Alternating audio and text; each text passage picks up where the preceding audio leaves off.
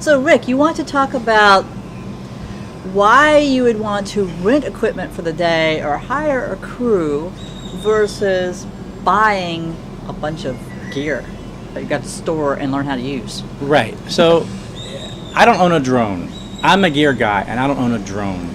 A couple of years ago when drones first came out, I thought, I got to get one of those. And I almost did. And then I thought, in 6 months, the next one's going to come out. Right. And then in 6 months, the next one's going to come out. This is the problem with gear. And so I never bought a drone.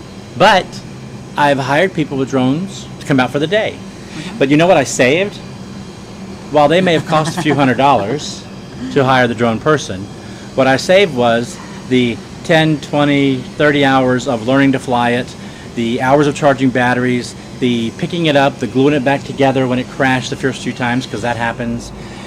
The losing it in the sea, because that happens. I saved all these headaches by not actually buying it.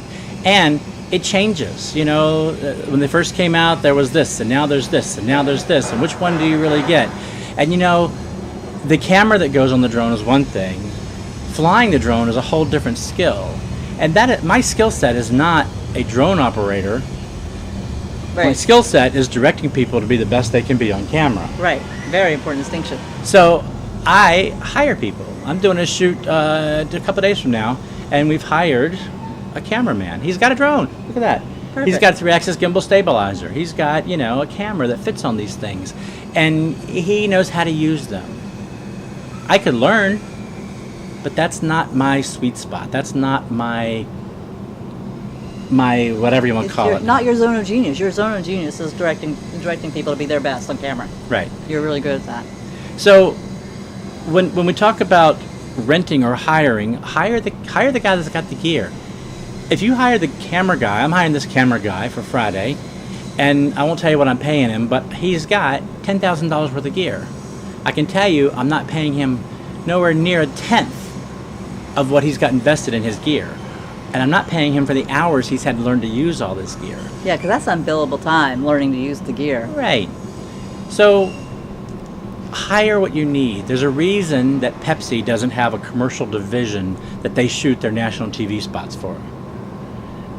They hire an agency. The agency doesn't have a division that shoots the Pepsi spots. They outsource it to a production company. Right. The production company doesn't have in-house people.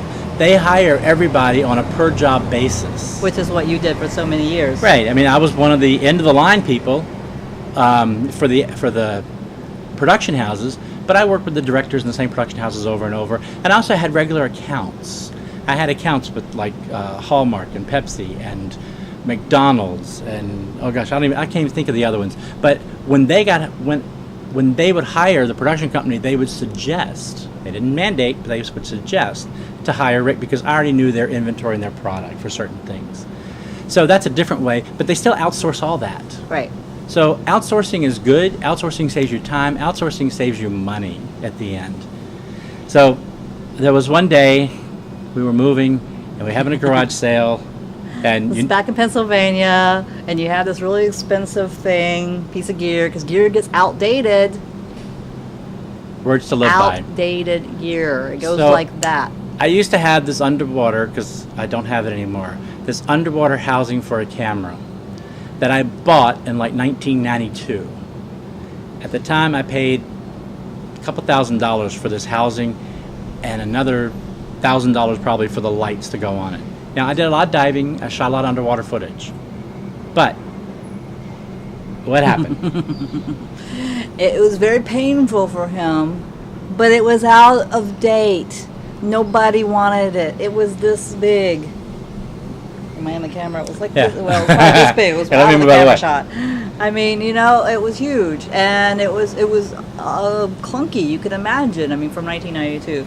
So what do you think happened to it? It wasn't even a good doorstop because it was too big to let anybody walk in the door if you propped the door open. Yeah. So, picked it up off the floor when nobody bought it at the garage sale, which I was devastated by, and it went in the trash can. Did I get my money's worth out of it? I don't know. I enjoyed diving with it, but it hurt. I mean, it physically hurt to throw that away, that gear, and it was at that point, that was right about the time I was thinking about getting the drone. I'm sure that had a lot to do with Yeah, I know that's why you didn't get the drone. me getting the drone, because it's like, And because I've now kind of stopped buying gear, and I've started hiring instead. And I'm having more fun and saving money. Right, So and it makes sense. at the end of the day, don't feel like you have to do it all yourself. Hire the right people, get the right job done. They make it easier, simpler, and it comes out better in the end. Yeah, and then you can do what you do best. Right. So, more videos like this, join the group. What's the group? bit.com/SBV group. In case you didn't hear that, that's bit.ly.com/SPV group. And yes, I'm leaning forward, so this very expensive microphone that I had to have one day can record this. Yes, and that stands for Shoot Better Video, so SBV. Shoot better video. bit.ly/SPV group. All right, join the group. I'll see you there.